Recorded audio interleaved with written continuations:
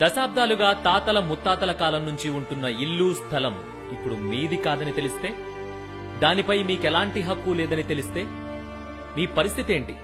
సరిగ్గా ఇప్పుడు అలాంటి పరిస్థితులే తమిళనాడులోని కొన్ని గ్రామాల ప్రజలు ఎదుర్కొంటున్నారు. ఈ పరిస్థితికి కారణం అక్కడి వక్ఫ్ బోర్డ్. అసలేంటి వక్ఫ్ బోర్డ్? ఏంటా స్టోరీ?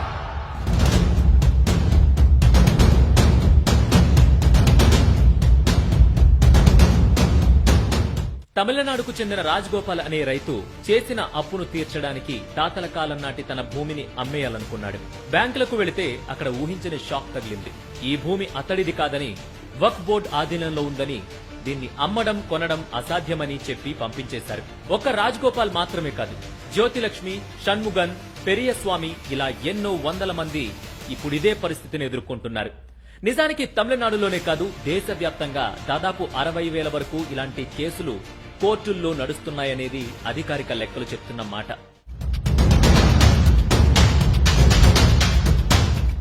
తాజ్మహల్ ఉన్న స్థలం నా పేరున రాయండి, నేను తాజ్మహల్ ని చాలా జాగ్రత్తగా చూసుకుంటాను అని ఎవరైనా అన్నారనుకోండి, ప్రభుత్వం ఏమంటుందో పక్కన పెడితే మీరైతే ఎలాంటి సమాధానం చెబుతారు?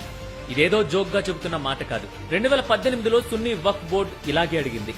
అక్కడితో ఆగకుండా ఏకంగా సుప్రీంకోర్టులో పిటిషన్ కూడా వేసింది. వినడానికి ఆశ్చర్యంగా ఉంది కదా? ఇదే కాదు, భారతదేశం మొత్తంలో దాదాపు 8 లక్షల ఎకరాల భూమిని ఇలాగే వక్ఫ్ బోర్డ్ తనదేనని చూపిస్తోంది. ఇప్పుడు మీరు ఈ ఫోటో చూడండి. ఈ ఫోటోలో చూసారా? తిరుచిలోని అనేక గ్రామాల్లో లక్షల ఎకరాల భూములు తమవేనని వక్ఫ్ బోర్డు చూపిస్తోంది.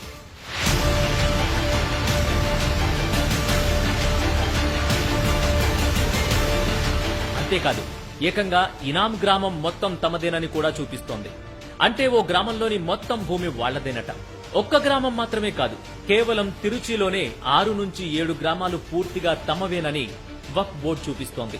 అంతేకాదు, వక్ఫ్ బోర్డు తమదేనని చెబుతున్న భూముల్లో 1000 నుంచి 1500 ఏళ్ల నాటి ఆలయాలు కూడా ఉన్నాయి.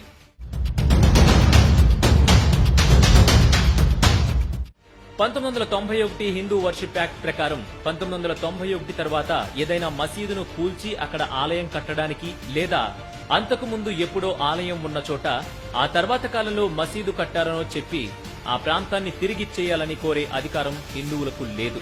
ఈ చట్టంలో ఆ విషయం స్పష్టంగా ఉంది.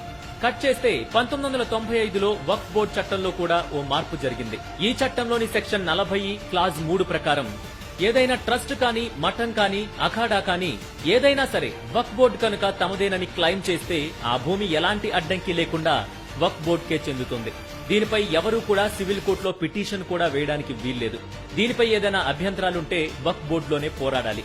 అక్కడ బోర్డుకు చెందిన వారే, అంటే ఇస్లామిక్ ధర్మానికి చెందిన ఓ అధికారి, ఓ ఎంపీ తదితరులు కలిసి ఆ భూమిని వక్ఫ్ బోర్డుదా లేదా పిటిషన్దారుడిదా అని ఇస్లాం పద్ధతిలో సర్వే చేసి తేలుస్తారు. ఆ తర్వాత వారు ఏది న్యాయం అనుకుంటే అదే తీర్పు.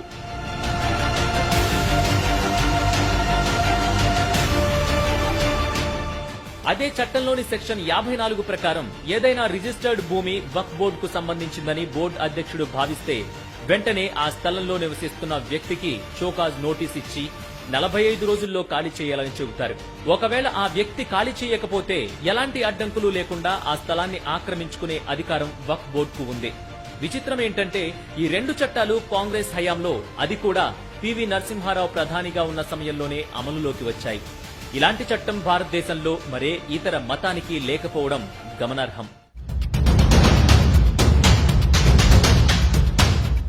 భారతదేశానికి జవహర్లాల్ నెహ్రూ ప్రధానిగా ఉన్న సమయంలో 1954 సమయంలో మైనార్టీల హక్కులను కాపాడేందుకు అప్పటి కాంగ్రెస్ ప్రభుత్వం వక్ఫ్ బోర్డుని అమల్లోకి తీసుకొచ్చింది.